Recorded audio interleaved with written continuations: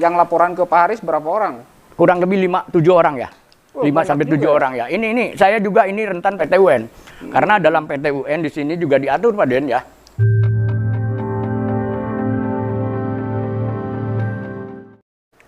Assalamualaikum warahmatullahi wabarakatuh, pemirsa Kuningan Mas Channel. Kita jumpa lagi di Bincang Santai. Kali ini kita mau ngobrol nih sama seorang pengamat pemerintah, hukum dan politik di Kabupaten Kuningan yang sudah tidak asing lagi, yaitu Bapak Abdul Haris SH. Nah, beliau juga kebetulan menjabat ketua KAI ya. KAI, Kongres Advokat Indonesia. Kongres Advokat Indonesia Kabupaten Kuningan. Dan Ketua Komisi Disiplin dan Hukum PSSI Askam. Iya, beliau juga aktif di PSSI Kabupaten selaku Ketua Komdis. Komisi Disiplin dan Hukum. Hukum. Ya pemirsa, Pak Haris,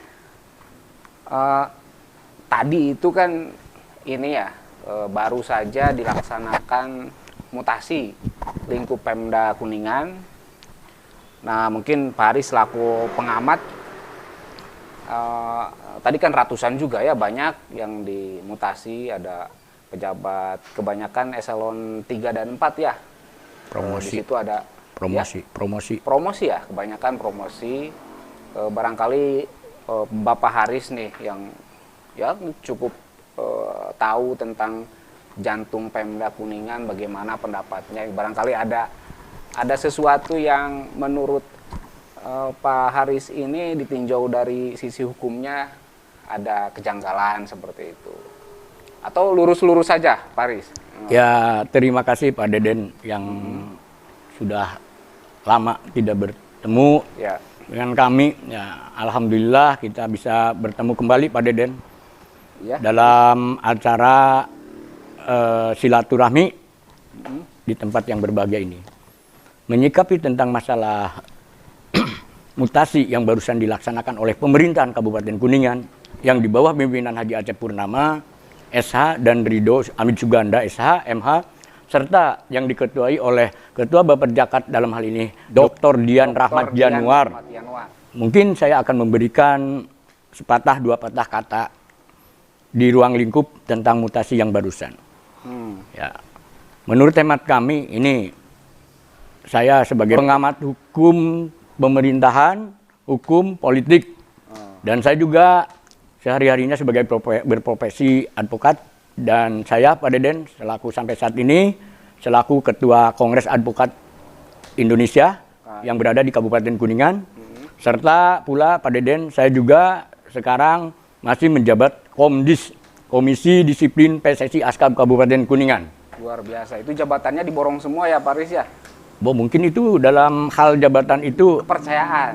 Demi kepercayaan Pak Deden. Saya dan tidak minta-minta dalam hal ini. Kebetulan mungkin ketika ada kongres luar biasa, yaitu saya di PSSI ya, mungkin bagian hukum tidak ada lawan. Ya kami mungkin itu kan bukan keinginan saya itu plur yang ini ya. Itu. Karena mungkin yang lain menganggap Pak Haris ini lebih senior gitu kan. Ya alhamdulillah Pak Deden, untuk di bola ya. Kami di bola ini dari sejak tahun hampir udah kurang lebih pengurus dari mulai Persik ya. Sampai sekarang ada Askam PSSI Kabupaten Kuningan. Kurang lebih saya udah 19 tahun Pak Deden. Mengelola Persik ini. Lama juga ya. Ya. Alhamdulillah itu mungkin kepercayaan dari klub-klub yang ada di Kabupaten Kuningan itu. Ya itu mengenai ini langsung aja mungkin ya Pak Haris, mengenai mutasi nih, Ya, terima kasih Pak Deden. Tadi saya sekali lagi hanya sifatnya memberikan keterangan posisi saya dalam hal ini sebagai pengamat pemerintah, hukum dan politik ya. Untuk lebih efisien waktu ya Pak Deden. Saya akan menyikapi coba menelaah tentang masalah terjadinya mutasi yang dilaksanakan oleh pemerintahan Kabupaten Kuningan, dalam hal ini Pemda Kuningan ya. Kalau saya sinyalir ini masih ada kejanggalan-kejanggalan yang luar biasa. Oh ada? Ya. Pak Haris sudah lihat draftnya? Ya, kalau tidak lihat juga saya udah mendapatkan informasi dan kebetulan ada salah satu yang mengadu bahkan sampai udah 4 kali sampai sekarang udah golongannya mencukupi 3D ya. Ini sampai tidak masuk. Ini ada apa? Ini penilaian BKD ini mau gimana ini? Golongan 3D, 3C. 3D belum 3D. Masuk juga dalam promosi, padahal itu dari dulu dia sudah masuk, diajukan ya. Tapi belum, itu mungkin saya tidak non teknik, saya tidak tahu ya. Itu kan ada semacam pembiaran ya. Nggak tahu ada apa-apa, saya tidak tahu ya. Ini apakah ini aturan ini yang dipromosikan, aturan ini yang diangkat dari promosi golongan 3B ini sudah cakap atau sudah melalui sistem mekanisme atau belum? Saya tidak tahu. Yang laporan ke Pak Haris berapa orang? Kurang lebih 5-7 orang ya. 5-7 orang ya. Ini saya juga ini rentan PTUN. Karena dalam PTUN di sini juga diatur Pak Den ya. Dalam hak dan kewajiban para pejabat pegawai negeri apabila ada haknya dia tidak dipenuhi oleh pucuk pimpinan, maka dia berhak mengajukan ke PTUN ya. Kayak Paju lagi nanti. Ya, ini ya silakan aja itu mah. Apabila dia akan meneruskan ya kami sebagai praktisi hukum juga siap untuk PTUN kan gitu. Nah, karena itu ada aturannya yang diatur dalam hukum tata negara PTUN ya. Apabila si pegawai negeri ya hak dan kewajibannya merasa dikebiri, itu silahkan. Dan PTUN ini bukan merupakan hak yang haram. Dalam hal ini sudah hak biasa itu. Jadi jangan ada orang berbicara bahwa PTUN itu keji, tidak. Udah hal biasa untuk menguji keabsahannya bahwa pemerintahan ini sudah mengacu kepada sistem atau belum. Oh, berarti kalau di PTUN kan nanti rame-rame dong. Ya itu terserah, itu silahkan dan harus resikonya itu. Pemerintahan itu harus resiko menghadapi PTUN nanti itu. Contohnya kan hasil tidak hasilnya staf itu ya yang sudah dipromosikan sampai saat ini mereka masih ada, itu pasti akan mengajukan dan terbuka untuk PTUN itu yang diatur dalam pasal 76 ayat 3 Undang-Undang Nomor 30 Tahun 2014 tentang administrasi pemerintahan. Oh jadi mungkin tidak semua orang paham nih Pak Haris, bisa diterangkan golongan 3A, 3B, 3C, 3D itu lebih tinggi mana gitu kan? Atau terus kasusnya seperti apa 3D yang tidak dipromosikan atau yang dipromosikan itu golongan berapa gitu? Bisa dijelaskan Pak Ji kasusnya? Jadi permasalahannya begini. Ada beberapa orang yang datang ke kami ya. Dari mulai beberapa kali dipromosikan sampai 4 kali. Dia golongan sudah 3D. 3D ya? Nah. Berarti lebih tinggi 3D dah ketimbang 3C ya? Ya iyalah. Ya. Kan kalau eselon semakin kecil semakin tinggi. Iya, gitu kan? Makanya kami prihatin kepada BKD nih. Dan Pak Ketua Baperjakat. Ini terutamanya Bupati. Bupati ini melihat atau tidak SK tersebut. Karena ini fatal ketika Pak Bupati di PTUN kan, ditunkan, yang bertanggung jawab adalah Bupati sebagai penanda tangan. Di situ tanda tangan Bupati SK tersebut. Berarti yang di PTUN kan Bupati. Bupati nanti. Itu, saya kasihan itu ya. Nah itulah, ya maka kedepannya tadi Pak Deden lupa ya menanyakan masalah 3B. Apakah ini 3B itu udah cukup? Sedangkan ini tidak elok Pak Deden ketika Kasubag golongan 3B sementara 3D sebagai staf. Akan apa yang akan dinilainya? Secara psikologi nanti satu itu secara psikologi dan senior gitu ya. Bukan tidak secara psikologi dia akan tidak tunduk dan patut kepada pimpinannya. Ya jamin karena akan gini bahasanya. Golongannya juga tinggi saya. Iya. Kepangkatannya tinggi saya. Emang banyak Pak Haris? Itu yang 3B dipromosikan. Sementara yang 3D masih diam aja dan itu sudah beberapa kali diajukan. Ini ada apa? Coba pemerintahan, dalam hal ini yang dipimpin Pak Acep Purnama, tolong itu harus dikaji ulang ke depannya. Ke depannya atau sekarang? Dan sekarang juga harus dipanggil itu. Tahu enggak ini Pak Acep ini?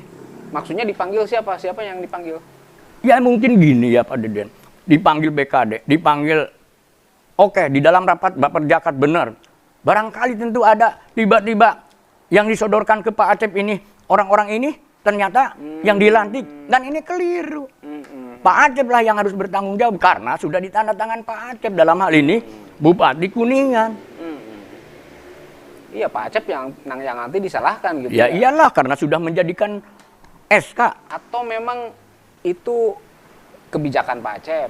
Saya tidak berbicara tentang kebijakan Pak Acep, itu saya tidak tahu. Karena kalau Pak Acep, kalau sepengetahuan saya, maaf ya, bagian eselon promosi dan 3 itu kan ada bagiannya. Nah di situ kan ada rapat BKD sebagai pekaji, ya, dan dilihat dan harus mengacu kepada induk, Duk ya? Iya. Dik itu duk dulu. Iya, ini ada duknya berapa itu golongannya, masa kerjanya berapa ini.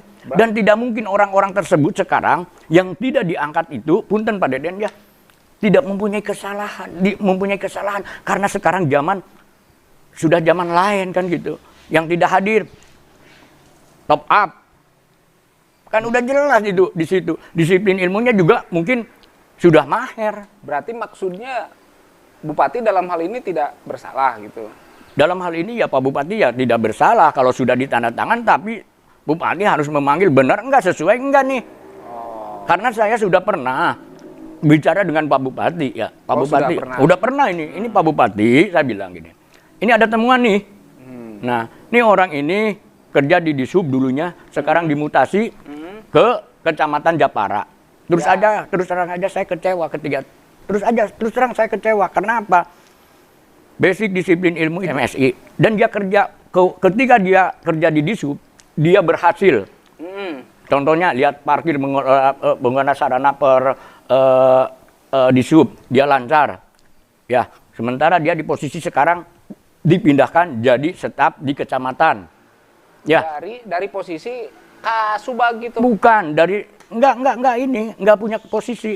Oh, staf biasa. Gitu. Nah, ketika dia dipindahkan ke sana, Pak Deden, dia atasannya baru 3B.